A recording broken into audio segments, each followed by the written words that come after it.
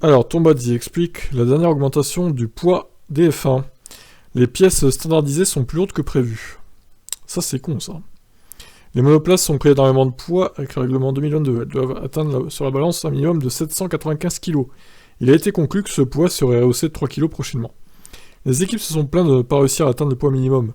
Et la FIA a reconnu que les pièces standardisées, bien plus nombreuses cette année, n'aident rien à maintenir un poids strict. Alors, quand ils disent que les équipes n'arrivent pas à atteindre le poids minimum, c'est-à-dire qu'elles sont bien au-dessus du poids. Hein. C'est pas qu'elles sont en dessous, du coup. Tombazzi, directeur des monoplaces de la FIA, confirme que les enjoliveurs dont disposent les monoplaces cette année sont responsables en grande partie de ce décalage entre le poids attendu et le poids réel. Le problème avec le poids est que certains composants standards se sont avérés être un peu plus lourds que prévu, et ce n'était pas dans le contrôle de l'équipe, a déclaré Tombazzi.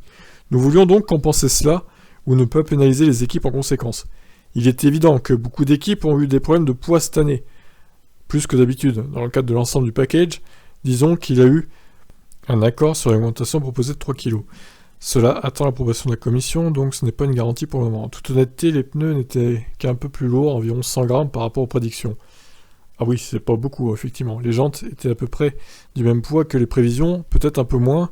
Puis les enjoliveurs de roues sont avérés un peu plus lourds que prévu, c'était le gros morceau. Nous avons fait beaucoup d'efforts pour les rendre bon marché parce qu'ils ne sont pas indispensables, et nous ne voulions pas qu'ils soient coûteux.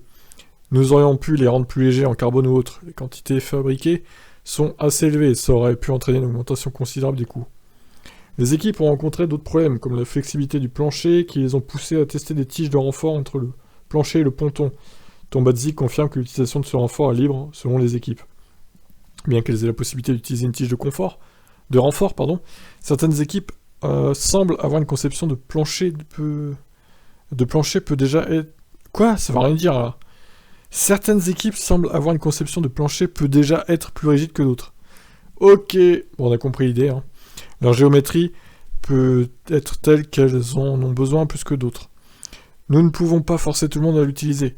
C'est facultatif. En utilisant une tige de renfort, vous perdez un peu de charge aérodynamique à cause de la présence de tubes. Donc nous avons laissé cette possibilité ouverte. La commission F1 votera donc à ce sujet. Et Tombazzi ne sait pas si un accord sera trouvé, car certaines équipes n'ont pas besoin de cette augmentation de 3 kg pour être au bon poids. Nous avons eu une longue discussion, et il est clair que certaines personnes avaient des points de vue différents. Il y avait aussi la discussion sur le poids sur la table, et ensuite nous avons essayé de trouver un équilibre ou une solution raisonnable pour faire un compromis. Je pense qu'avec un peu de chance, tout sera ok au sein de la commission F1. Ouais, bon, 3 kg de plus, au point où on en est, j'ai envie de vous dire. C'est pas comme s'ils avaient autorisé 10 kg de plus, par exemple, là, ça aurait été tellement abusé. Même 5, ça aurait fait un petit peu beaucoup, je trouve. Mais bon, 3, ça reste assez raisonnable. Du moment qu'ils dépassent pas les 800 kg, on va dire, ça va.